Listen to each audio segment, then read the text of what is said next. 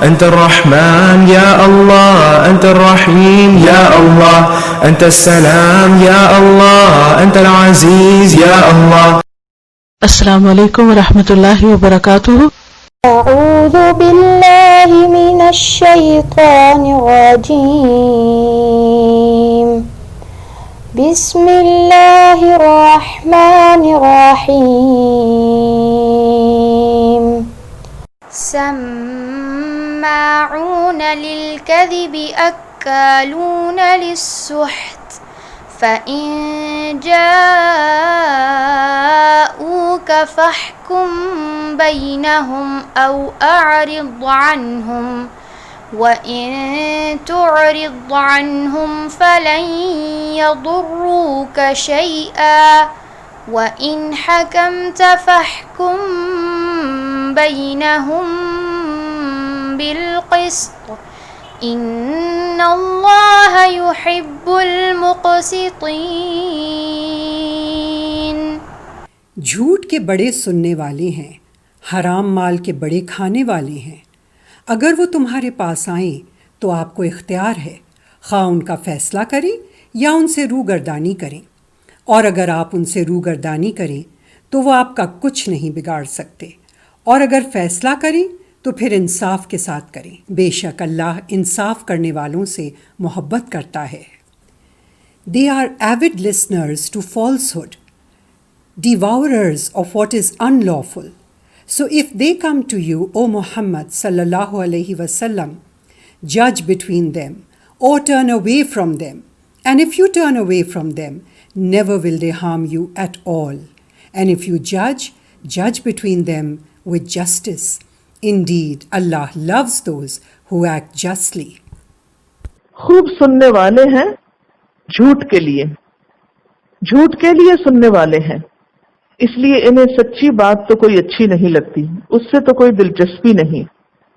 ایک تو انہیں جھوٹ پسند آتا ہے، یعنی ان کا دل لگتا ہے جھوٹ کی مجلسوں میں، آپس کی مجلسوں میں بیٹھ کر یہ جھوٹے قصے کہانیاں اور جھوٹی باتیں کرتے ہیں، جھوٹی الزام تراشیاں، تو اس میں ان کو بڑا انٹرسٹ ہوتا ہے۔ یا پھر یہ کہ وہ حضور صلی اللہ علیہ وسلم کی مجلس میں آتے ہیں اور یہاں آ کر جو سنتے ہیں اسے جھوٹ بنا کر الٹا جا کر بتاتے ہیں، اپنی طرف سے باتیں ملا کر آگے پہنچاتے ہیں، اور دوسروں کی خاطر یہ سب کچھ کر رہے ہیں، یعنی گویا جاسوس بن کے آتے ہیں اور آ کر آپ کی باتیں سن کر ان میں تبدیلی کر کے انہیں سچ میں جھوٹ ملا کر آگے پہنچاتے ہیں اور دوسروں کو جھوٹے الزامات لگانے کے لیے مواد فراہم کرتے ہیں۔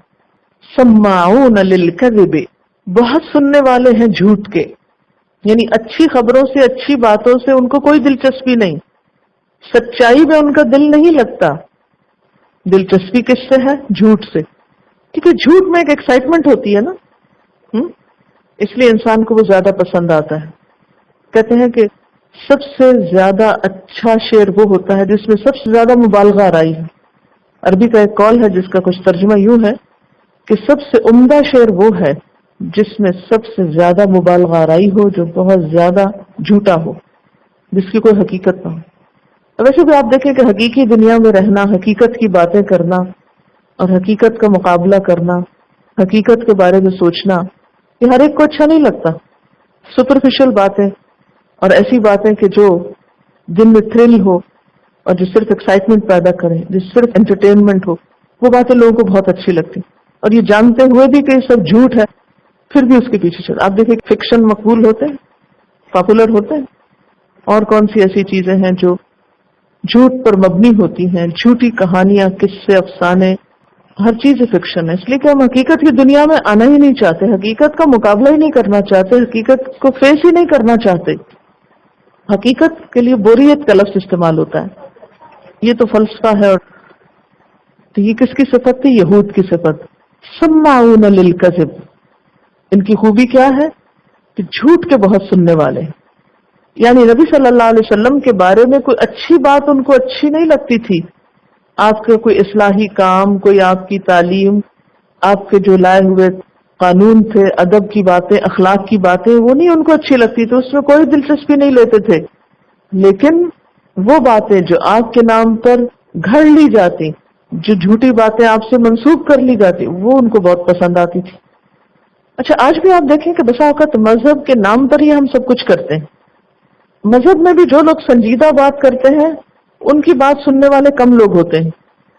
ابھی آپ دیکھیں کسی مسجد میں آپ کو اتنی حاضری نہیں ملے گی جتنی آپ کو کسی مزار پہ ملے گی، اور مسجد کے بارے میں سب کو معلوم ہے اللہ کا گھر ہے۔ نماز پر اعتبار نہیں، یقین نہیں، دعا پر اعتماد نہیں، تو یہ ایک انسان کی نفسیات ہے۔ بنیادی طور پہ یہ شیطان ہوتا ہے جو اس کو ایسی چیزوں کو خوبصورت بنا کے پیش کرتا ہے۔ اور کیا کرتا ہے؟ اکالون للسحت۔ اچھا یہ نہیں کہا اکال اور سما، کیا کہا؟ اکالون سماؤن، جمع کا صیغہ، یعنی ان کی اکثریت کا حال یہ ان کی معاشرتی کیفیت ہے، میجورٹی یہی کر رہی ہے۔ سحت کھاتے۔ سحت کیا ہے؟ سین ہے تے، اصل میں وہ چھلکا ہے جسے جڑ سے اکھیڑ لیا جائے۔ مراد ہے اس سے رشوت، حرام مال۔ وہ کیا کرتا ہے؟ حرام مال کیا کرتا ہے؟ انسان کے دین کا دشمن ہوتا ہے۔ سحت کا لفظی معنی ہوتا ہے، یعنی ڈکشنری میننگ کیا ہے؟ وہ چھلکا جسے جڑ سے اکھیڑ لیا جائے، گویا دین میں وہ کام جو دین کی جڑ کاٹ دے۔ سحت کہتے ہیں نیست و نابود کرنے کو۔ تو آپ صلی اللہ علیہ وسلم نے کچھ حرام چیزوں کے لیے سحت کا لفظ بھی بولا ہے۔ آپ سے پوچھا گیا وما السحت، سحت کیا ہوتا ہے؟ قال الرشوہ، رشوت، الرشوۃ فی الحکم، خاص طور پر وہ رشوت جو فیصلے تبدیل کراتی، فیصلوں میں رشوت۔ اکالون للسحت، تو ان کے علماء کیا کرتے تھے؟ غلط فتوے دے کر مال کماتے تھے، لوگوں کی مرضی اور پسند کے مطابق فیصلے کرتے، فتوے دیتے، قانون دیتے۔ فَإِن جَاءُوكَ، پھر اگر وہ تمہارے پاس آئیں، کس کے پاس؟ نبی صلی اللہ علیہ وسلم کے پاس، فَاحْكُم بَيْنَهُمْ، تو آپ ان کے درمیان فیصلہ کریں، او اعرض عنہم، یا ان سے منہ موڑ لیں۔ اگر یہ لوگ آپ کے پاس آئیں، کن کی طرف اشارہ ہے؟ یہود کی طرف۔ کس لیے؟ کہ آپ ان کے بیچ میں فیصلہ کریں۔ تو آپ کو کیا اختیار ہے؟ فَاحْكُم بَيْنَهُمْ، چاہے تو فیصلہ کریں، او اعرض عنہم، چاہے تو آپ ان سے اعراض برتیں، یعنی ان کا مقدمہ نہ لیں۔ وَإِن تُعْرِضْ عنہم، اور اگر آپ ان سے اعراض برتیں گے، ان کا فیصلہ نہیں کریں گے، فَلَن يَضُرُّوكَ شَيْئًا، تو یہ آپ کو ہرگز نقصان نہ دے سکیں گے، آپ کا کچھ بھی نہ بگاڑ سکیں گے۔ یعنی گویا آپ کو اختیار دے دیا گیا کہ چاہیں تو یہود کے باہمی تنازعات کا فیصلہ کریں اور چاہیں تو نہ کریں، لیکن اگر کریں وَإِنْ حَكَمْتَ فَاحْكُم بَيْنَهُمْ بِالْقِسْطِ، اگر فیصلہ کرنا چاہے تو پھر انصاف کے ساتھ کرنا ہوگا۔ اس سے کیا پتہ چلتا ہے؟ کہ مسلمان ہر حال میں انصاف سے کام لیتا ہے، چاہے اس کا معاملہ اس کے دشمن کے ساتھ ہی کیوں نہ ہو، چاہے ان لوگوں کے ساتھ ہی کیوں نہ ہو جو اس کو نقصان دینے والے ہو۔ ان اللہ یحب المقسطین، بے شک اللہ انصاف کرنے والوں سے محبت کرتا ہے۔ بسم اللہ الرحمن الرحیم۔ وَإِن طَائِفَتَانِ مِنَ الْمُؤْمِنِينَ اقْتَتَلُوا فَأَصْلِحُوا بَيْنَهُمَا فَإِن بَغَتْ إِحْدَاهُمَا عَلَى الْأُخْرَى فَقَاتِلُوا الَّتِي تَبْغِي حَتَّى تَفِيءَ إِلَى أَمْرِ اللَّهِ فَإِن فَاءَتْ فَأَصْلِحُوا بَيْنَهُمَا بِالْعَدْلِ وَأَقْسِطُوا إِنَّ اللَّهَ يُحِبُّ الْمُقْسِطِينَ۔ اور اگر مسلمانوں کے دو گروہ آپس میں لڑ پڑیں تو تم ان کے درمیان صلح کراؤ، پھر اگر ان میں سے ایک گروہ دوسرے پر تعدی و زیادتی کرے تو تم سب ظلم و زیادتی کرنے والے سے لڑو، یہاں تک کہ وہ حکم الہی کی طرف لوٹ آئیں۔ پس اگر وہ لوٹ آئیں تو پھر تم ان دونوں کے درمیان عدل و انصاف کے ساتھ صلح کرا دو اور انصاف کرو، بے شک اللہ انصاف کرنے والوں سے محبت کرتا ہے۔ And if two factions among the believers should fight, then make settlement between the two. But if one of them oppresses the other, then fight against the one that oppresses until it returns to the ordinance of Allah. And if it returns, then make settlement between them in justice and act justly. Indeed, Allah loves those who act justly. وَإِن طَائِفَتَانِ مِنَ الْمُؤْمِنِينَ اقْتَتَلُوا فَأَصْلِحُوا بَيْنَهُمَا. اگر اہل ایمان میں سے دو گروہ آپس میں لڑ جائیں تو ان کے درمیان صلح کراؤ.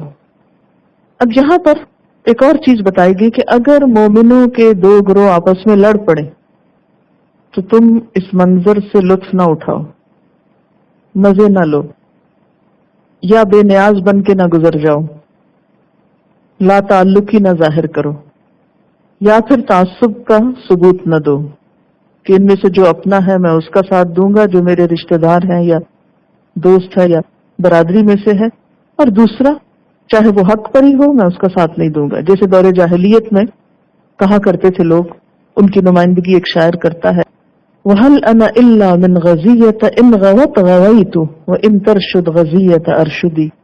یہ جاہلی دور کے شاعر کا ایک شعر ہے، وہ کہتا ہے کہ میں غزیہ قبیلے سے تعلق رکھتا ہوں، اگر وہ گمراہ ہوگا تو میں بھی گمراہ ہوں گا، میں بھی گمراہی پسند کروں گا، اور اگر غزیہ ہدایت پا گئے تو میں بھی ہدایت پر آ جاؤں گا. نہیں، اسلام ہمیں یہ نہیں سکھاتا. اسلام کیا سکھاتا ہے کہ جو حق پر ہے اس کا ساتھ دو.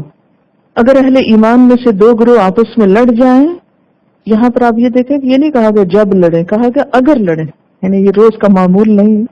اگر کبھی ایسا ہو جائے تو پھر دیکھ دیکھ کر خوش نہ ہو کہ اچھا ہے یہ لڑ رہے ہیں اور ہم موج کریں یا فائدہ ہم اٹھا جائیں، ان کو لڑتے چھوڑ دو. نہیں، فَأَصْلِحُوا، صلح کراؤ، بینہما، ان کے درمیان. نبی صلی اللہ علیہ وسلم نے فرمایا کیا میں تمہیں ایسی چیز نہ بتاؤں کہ جس کا اجر نماز، روزے، حج، زکوٰۃ، صدقے وغیرہ سے بہتر ہے؟ لوگوں نے عرض کیا ضرور بتائیے. آپ نے فرمایا اصلاح ذات البین، لوگوں کے درمیان صلح کرانا، لڑے ہوئے ناراض لوگوں کو منانا، ایک دوسرے کے قریب لانا، نہ کہ اس کے مقابلے میں فتنہ بھڑکانا.